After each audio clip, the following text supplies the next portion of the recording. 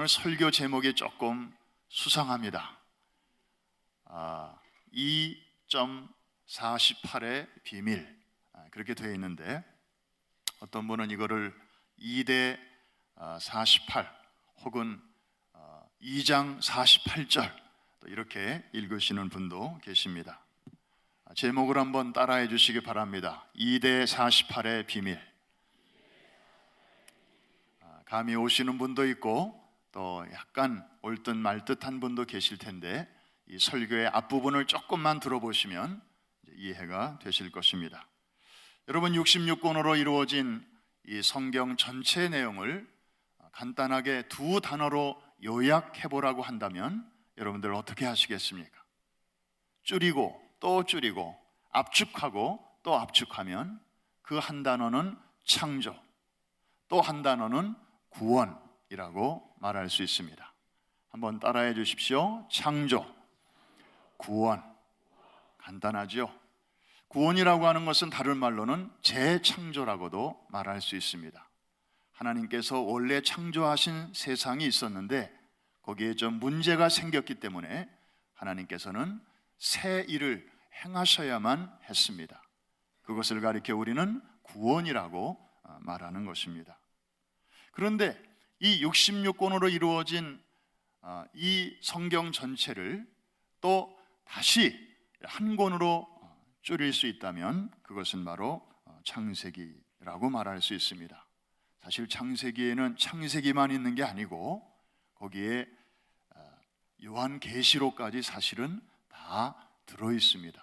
다 통하고 있습니다. 그래서 창세기는 성경의 축소판이라고 말할 수 있는데, 따라서 창세기의 내용도 두 가지로 요약할 수 있습니다. 하나는 창조, 또 하나는 무엇일까요? 구원입니다. 재창조입니다. 여러분들 이미 알고 계시잖아요. 창세기의 첫 장과 둘째 장의 내용은 무엇입니까? 하나님께서 태초에 세상을 이렇게 창조하셨다고 하는 선포입니다. 아까 우리 청소년 자녀들이 하나님의 말씀 성경 첫 장 첫 절을 읽어주셨는데, 이번에는 우리가 한번 큰 소리로 같이 한번 외쳐볼까요? 태초에, 시작. 태초에 하나님이 천지를 창조하시니라. 그래서 1장은 천지를 만드신 이야기, 그 다음에 2장에서는 이제 하나님의 형상을 따라 사람을 만드신 이야기로 채워져 있습니다. 참 하나님 보시기에 심히 좋았던 세상이었죠. 그리고 악한 것이 하나도 없었고요, 더러운 것이 없는 그런 거룩하고 정말 깨끗한 세상의 모습을 우리에게 보여주십니다. 흠잡을 데가 없습니다. 그런데 3장으로 넘어가면 여러분들이 잘 아시는 대로 이제 타락이 시작이 됩니다. 한 번도 죄를 범한 적이 없었던 아담과 하와, 첫 인간이 힘없이 무너지게 되죠. 하나님의 분명한 말씀이 있었지만 그 후에 뱀의 미혹이 다가왔고 거기에 인간의 불순종이 합쳐지면서 죄라고 하는 사생아가 거기서 태어나게 됩니다. 범죄한 직후에 하나님은 구원의 계획을 발표하셨습니다. 여자의 후손을 보내셔서 뱀의 머리를 상하게 하심으로 사탄의 권세를 무력화시키시고 자기 백성을 저희 죄에서 건져내시겠다고 하는 하나님의 구원의 로드맵을 창세기 3장 15절에서 선포해 주셨습니다. 최초로 밝히신 이 복음을 가리켜 오늘날까지도 신학자들은 원시 복음이다 혹은 최초의 복음이라고 그렇게 말하고 있습니다. 그리고 아담과 하와가 자식을 낳죠. 누가 그렇게 물어보더라고요. 목사님, 아담과 하와가 첫 번째 사람이라는데 아담한테는 배꼽이 있을까요? 없을까요? 듣고 보니까 저도 궁금하더라고요. 여러분은 어떻게 생각하시는지. 그래서 저도 특별하게 대답할 게 없어서 글쎄 나중에 가서 직접 물어보자고.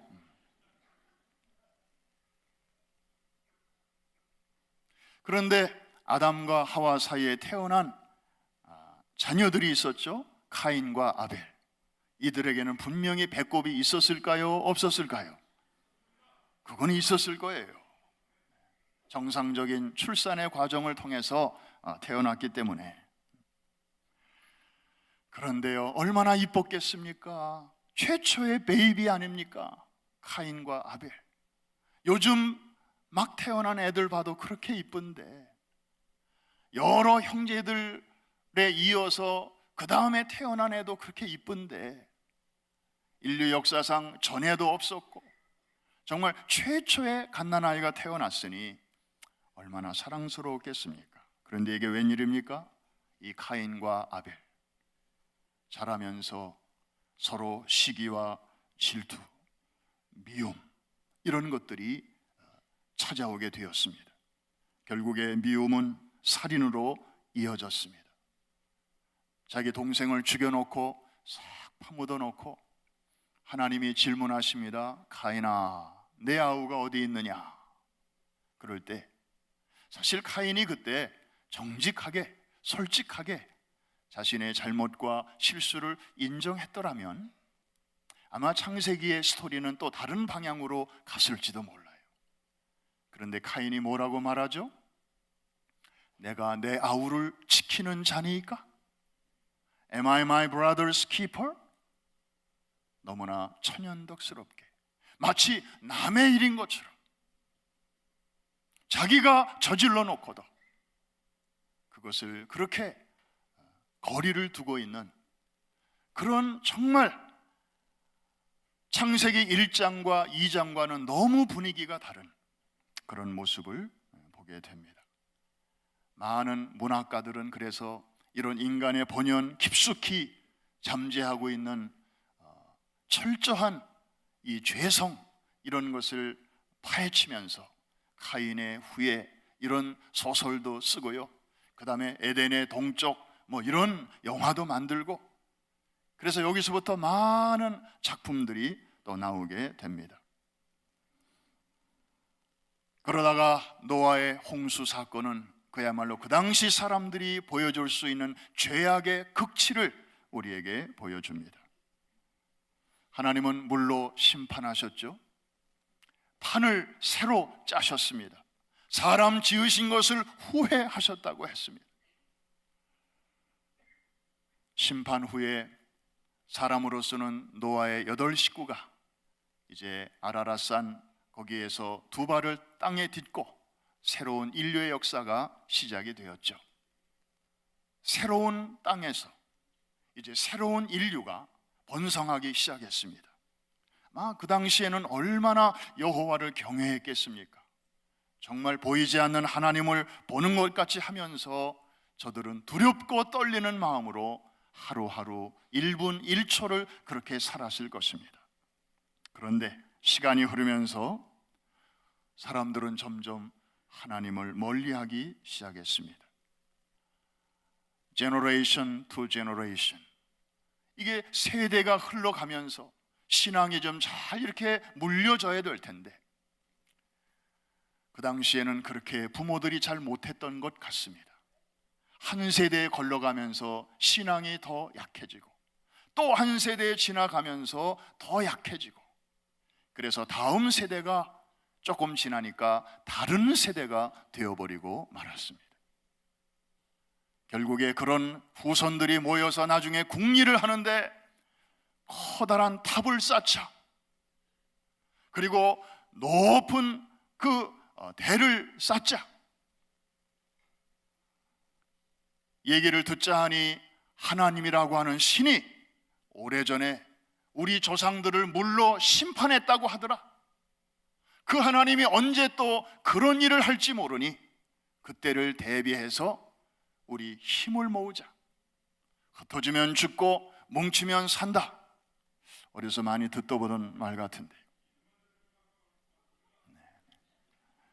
그래서 이 사람들은 어디서도 그것을 볼 수 있도록 높은 탑을 쌓기로 하고, 그리고 높은 성을 쌓기로 한 것이 바로 바벨탑이었습니다. 그 당시 인류 최대의 토목공사였습니다. 하나님이 기뻐하실 리 없죠? 그래서 저들에게 언어를 혼잡케 하는 방법을 통해서 그 공사를 중단시키셨습니다. 공사는 그쳤고 마침내 바벨탑은 수포로 돌아가고 말았습니다. 하나님께서 이제 더 이상 보고 계실 수가 없었습니다. 그래서 하나님의 방법대로 이제 구원의 역사를 시작을 하시는데요, 놀라운 방법이었습니다. 지금의 이스라엘 땅에서 수천 킬로 떨어진 지금의 저 이라크 땅쯤 갈대아 우르라고 하는 곳에 살고 있던 아브라함이라고 하는 한 사람을 불러내십니다. 정말 가나안 땅, 여기와는 너무 상관이 없는 그런 저 낯선 곳에 살고 있는 그런 아브라함, 그가 뭐 특별히 그 시대의 의인이었던 것도 아닌데 그의 이력서를 보니까 그의 아버지는 우상 제조업자였습니다. 그 지역의 우상, 그것들을 쪼물럭쪼물럭 만들어 가지고 시장에다가 내다 파는, 그게 가업인 그런 집안의 아들 아브라함을 부르셨어요. 아브라함은 일단 순종했죠. 그래서 떠나라는 말씀을 듣고 어디로 가야 하는지 데스티네이션도 모른 채 그냥 순종했습니다. 그거 대단한 거잖아요. 그런데 순종하려면 제대로 해야죠. 오다가 중간에서 멈췄어요. 하란이라고 하는 곳에서 한동안 거기서 죽치고 삽니다. 언제까지? 연로하신 자기 아버지가 돌아가실 때까지. 여러분, 하란이라고 하는 그 뜻이 이렇게 중간에서 지체한다, 그런 뜻이에요. 한번 따라 하십시다. 하란, 지체한다. 그러고 보니까 우리 신앙생활에도 하란이 있어요. 적당한 지점에서 머물러요, 사람들이. 일단 여기까지는 순종했으니까 안심하고, 더 가려니까 좀 불안하고, 그냥 요 정도라도 하면 안 한 건 아니니까. 그러면서 우리 신앙생활에도 그 중간 지점이 있어요. 이거 아브라함만의 이야기는 아니에요. 그래서 어떤 상황의 변화가 일어나고 계시던 아버님이 돌아가시고 뭔가 좀 무거운 짐 하나가 이렇게 벗겨지거나 어떤 충격적인 사건이 있거나 그럴 때 아이쿠, 내가 여기 너무 오래 있었구나, 그제서야 깨닫고 다시 이제 목적지를 향해서 발을 옮기는 그런 경우들이 얼마나 많이 있습니까? 아브라함이 그런 사람이었어요. 그래서 하란에서 몇 년 머물다가 이제 드디어 가나안 땅으로 들어가게 됩니다. 온전한 순종이었어요. 그런데 이게 웬일입니까? 순종해서 갔는데 그를 맞이해 준 것은 환영과 축복이 아니었어요. 때마침 그 땅에 기근이 찾아왔습니다. 그래서 앞집 사람도 비옥한 애굽으로 잠시 피신한다고 하고 짐을 꾸리고, 옆집 사람도 가고 뒷집 사람도 가니까 아브라함 이 부부도 좀 불안한 생각이 들었나 봐요.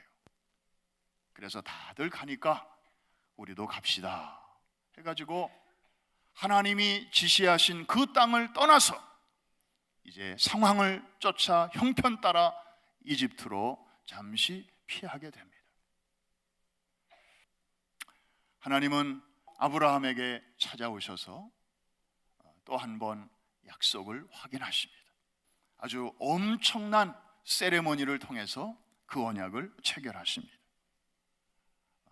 짐승들 여러 마리를 끌어다가 반으로 쪼개고 그 쪼갠 고기 사이로 하나님이 지나가시면서 내가 내 생명이 있고 목숨이 있다면 내 목숨을 걸고라도 너에게 자식 준다는 것과, 그리고 그 자식을 통해서 너의 자손이 하늘의 별처럼 바닷가의 모래처럼 큰 민족을 이루게 할 것과, 그리고 그렇게 되면 내가 지금 살고 있는 이 땅을 영원한 기업으로 줄 것이라, 이 약속을 아브라함에게 하셨습니다.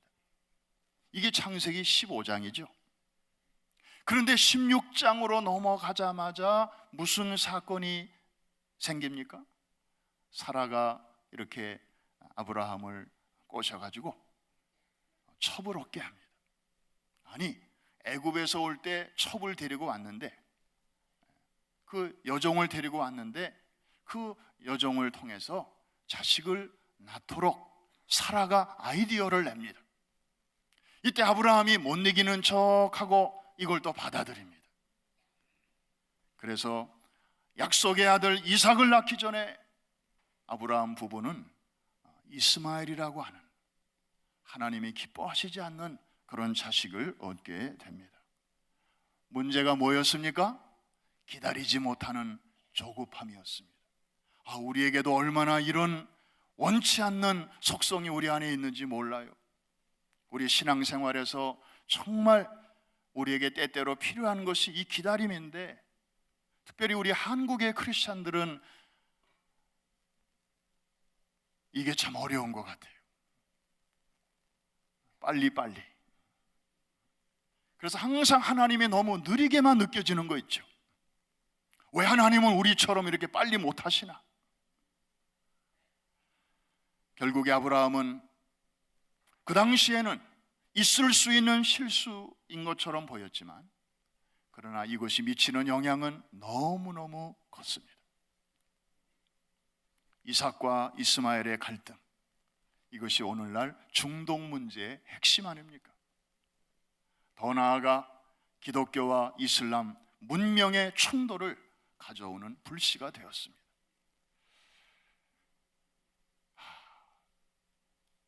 웨이팅 타임이 때로는 우리에게 필요한데, 우리는 종종 이것을 웨이스팅 타임으로 오해합니다. 야, 언제까지 기다려? 그럴 바에는 차라리 그냥 내 식대로 하자. 이러면서 우리가 저지르는 실수가 얼마나 많은지 모릅니다. 이거 그 사람들만의 이야기 아니에요. 그 사람들은 거울이고, 그 거울 앞에 서보면 우리의 모습이 보입니다. 이삭은 이렇게 자녀 때문에 고민이 많았습니다. 쌍둥이가 태어났는데 편애가 시작이 됩니다. 아버지는 큰 아들을, 엄마는 작은 아들을 또 편애합니다. 그러면서 이것이 급기야 나중에 큰 문제로 번지게 되죠. 이삭의 나이 들어 눈이 어두워지게 되었을 때 이 엄마와 작은 아들이 짜고 이제 아버지를 속여서 축복권을 따내게 됩니다. 그 일로 인해서 둘째 아들은 이제 형의 낯을 피하여 집을 떠나게 되었고, 이 나이 들은 아버지는 그 이후 20년 동안을 그 둘째 아들을 보지 못하게 됩니다.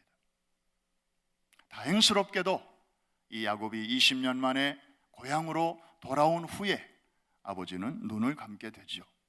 180세의 나이로 세상을 떠나게 됩니다. 서로 화해하는 모습을 보고 해피엔딩을 보고 눈을 감기는 감습니다마는, 그 행복해야 할 노년의 삶의 그 20년이라는 한 토막, 자식이라고는 쌍둥이 두 아들밖에 없는데 그 중에 하나들의 모습을 20년 동안 보지 못하고 살아가게 되었습니다.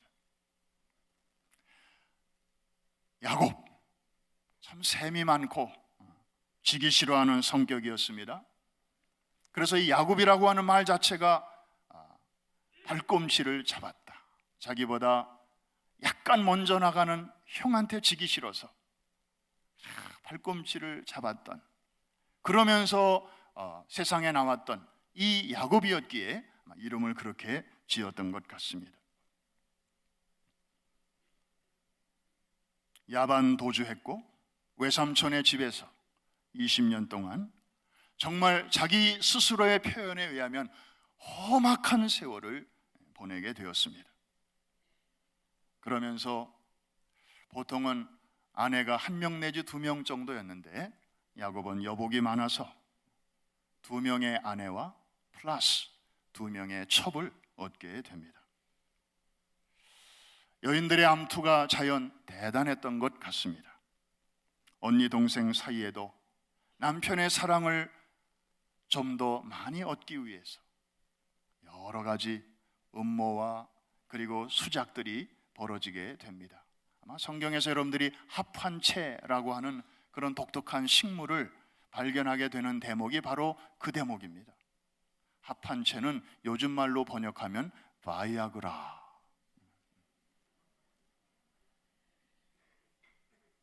모르셨죠?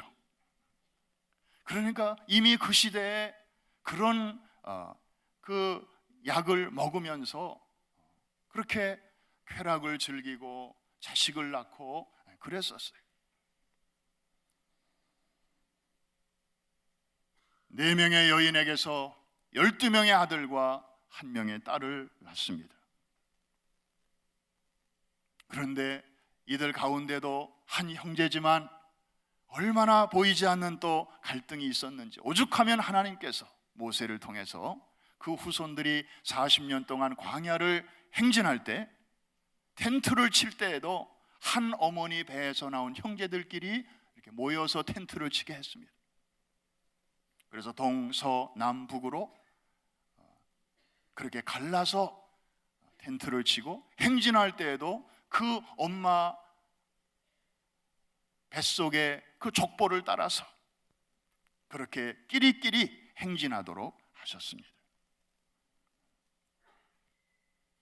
지난날 형을 속이고 장자권을 빼앗았던 야곱은 그 후 말년에 자기 자식들로부터 동일한 속임을 당합니다.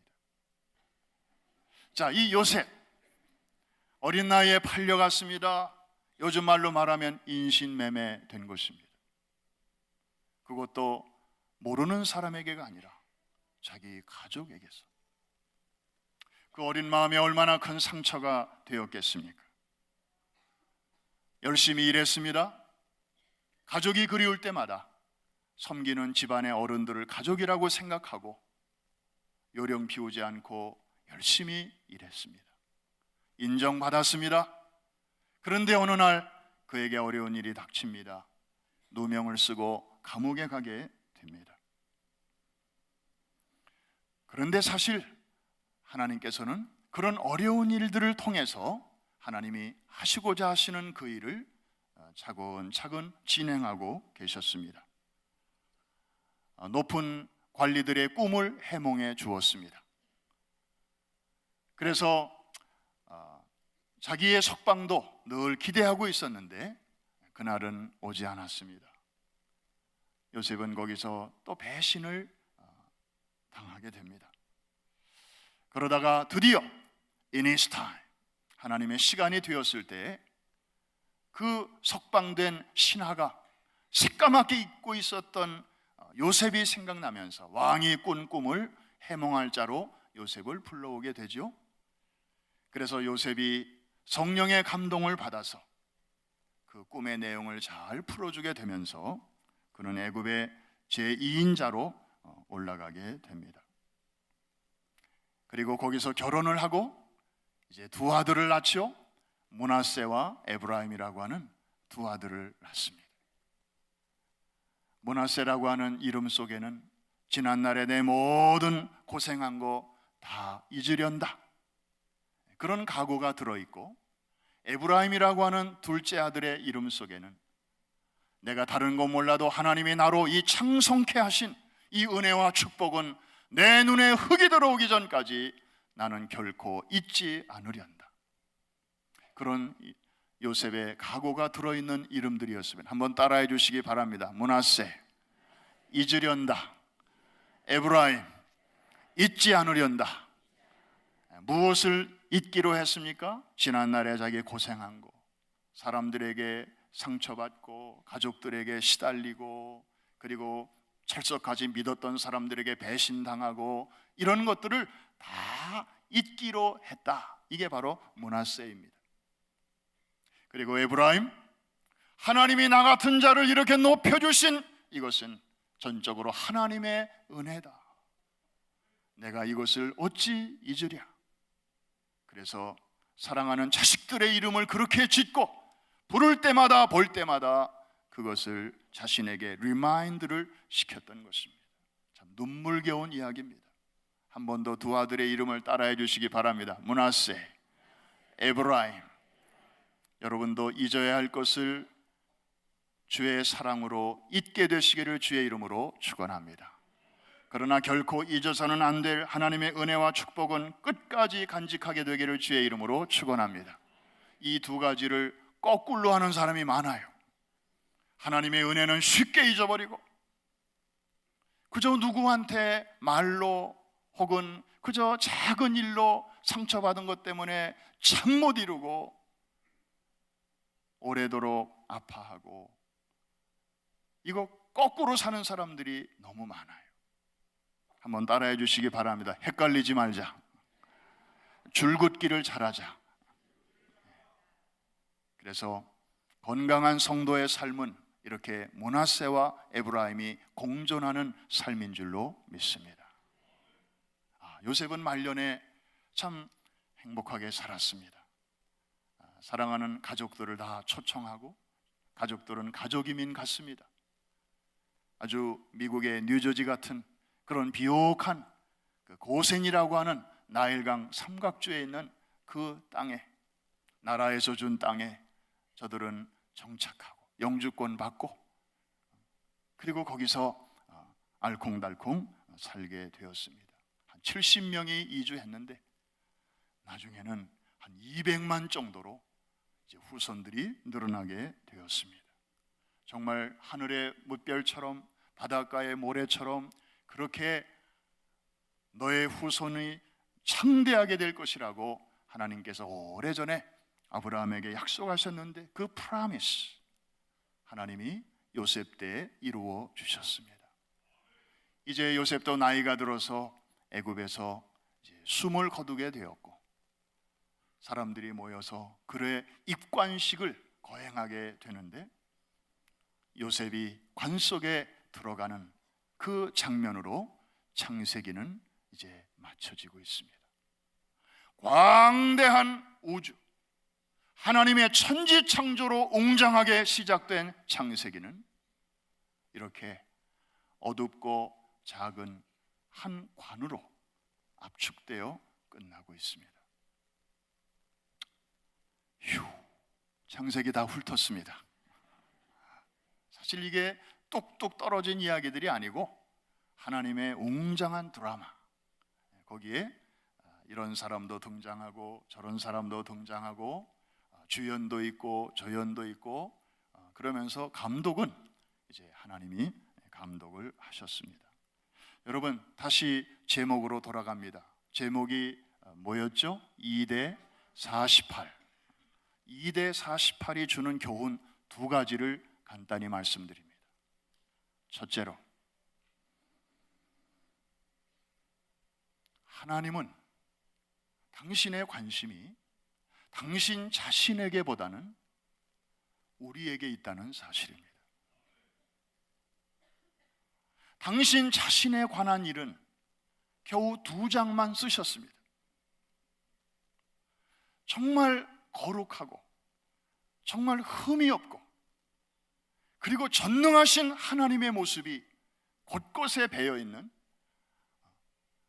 좀 그런 내용이 더 많았으면 좋을 텐데, 그러면 창세기를 읽으면서 우리가 더 하나님의 영광을 바라보고, 하나님이 이런 분이시구나, 하나님의 나라가 이런 것이로구나, 우리가 그 나라를 더 이렇게 그려보고 묵상하고 좋을 텐데, 하나님은 딱 2장만 사용하시고 나머지 그 소중한 48장이나 되는 이 막대한 분량을 사람에게 할애하십니다. 그것도 하나님의 형상을 고이 간직한 사람이라면 얼마나 좋겠습니까? 하나님 말씀보다는 뱀의 말에 더 귀를 기울이고, 거기에 인간의 불순종까지 합해서 하나님이 원치 않는 죄라고 하는 그런 사생아까지 낳은 그런 인생들, 그때부터 죄 아래에 있고 어둠 속에 있는, 정말 하나님이 기뻐하시는 것은 싫어하고 하나님이 싫어하시는 것은 기뻐하는 정반대길로 나가려고 하는 그런 인생들 가운데로 찾아오셨어. 냄새나고 구린내나고, 그리고 탐심과 이기심과 시기와 다툼과 미움과 살인과 자기만을 생각하는 이런 본능적인 것이 꿈틀대는 그런 삶 속으로 찾아오셨어요. 저들과 더불어 여행하시고 저들과 더불어 사시고 저들과 더불어 함께 가시는 그 스토리를 기록하는데 48장이나 할애하고 계십니다. 여러분, 하나님의 음성이 들리시지 않습니까? 사랑하는 자녀들아, I'm okay. 나는 2장만 쓸게. 나는 그래도 괜찮아. 나에게는 너희들이 중요해. 너희들이 내게는 더 소중해. 너희들의 삶이 중요해. 나에 대해서는 그냥 2장이면 좋게. 더 이상 쓸 수도 있지만 나는 여기서 그칠게. 나에게는 너희들이 이만큼 소중하단다. 스스로의 힘으로는 거기서 헤어나올 수 없는, 할 수 없는 우리 인생들을 향하신 하나님의 마음, 측은히 여기시는 마음, 우리를 불쌍히 여기시는 마음, 우리를 어떻게 해서든지 재창조해서 본래 하나님의 형상을 회복시키려고 하시는 하나님의 그 의지, 이것을 담고 있는 것이 2대 48입니다. 이 하나님의 마음을 조금 닮은 것이 우리 부모님들 아니겠습니까? 안정된 한국을 떠나서 우리 자녀들의 손을 이끌고 미국에 이민 오신 분들, 사실 자신들의 남은 삶을 더 멋지게 살기 위해서 오신 분 많지 않습니다. I'm okay. 나는 됐어. 다만 너희들만이라도 좀 광활한 세상에서 호연지기를 좀 가지고 세상을 품고 그렇게 살아주기를 바래. 그 일을 위해서라면 내가 정들었던 자리, 또 내가 일생을 바쳐 확보했던 지위 내려놓고 고생할게. 그런 마음들로 이민 오신 분들이 아닙니까? 사랑하는 성도 여러분, 이 창세기의 2대 48의 이 엄청난 불균형을 통해서 여러분 각자를 향하신 하나님의 마음을 느끼게 되시기를 주의 이름으로 축원합니다. 나에게는 내가 그만큼 소중해. 두 번째로는 우리는 이 사건을 통해서 하나님이 일하시는 중요한 방법을, 원리를 발견할 수 있습니다. 하나님은 창조는 홀로 하셨지요. 사람의 도움 필요치 않으셨습니다. 그런데 3장부터 시작되는 하나님의 구원, 재창조, 이것은 결코 홀로 하기를 원치 아니하셨습니다. 함께 하기를 원하셨습니다. 이 사람은 어떤 사람입니까? 한 번도 죄를 지어본 적이 없는 천사 같은 그런 사람이 아닙니다. 죄를 범해본 적이 있는, 그리고 여전히 죄 아래에 있는 그런 인생들입니다. 그런데 하나님을 그들이 만나게 될 때 그 사람들은 하나님의 자녀가 되는 기쁨을 맛보았습니다. 그래서 하나님의 동역자는 누구입니까? 한 번도 실수하지 않은 그런 천사 같은 존재가 아니고, 어쩔 수 없이 넘어졌었지만, 어쩔 수 없이 타락했었지만, 그 나락에서 하나님의 은혜의 손길을 경험하고 여자의 후손 곧 예수 그리스도를 통한 하나님의 구원의 줄을 붙잡고 말도 안 되는 하나님의 그 은혜를 선물로 받아본 적이 있는, 전에 죄인이었으나 이제는 하나님의 은혜로 의인이 된 그런 사람들과 함께 하나님은 오늘도 구원의 역사를 이루어 가시는 줄로 믿습니다. 바로 저와 여러분이 바로 그런 사람들입니다. 사실 하나님은 우리 없이도 창조하실 때 그렇게 하셨던 것처럼 구원도 그냥 하나님 홀로 다 하실 수 있는 분이십니다. 그러나 모든 것이 가하나 유익하지 않기 때문에 하나님께서는 우리를 동역자로 불러주셨습니다.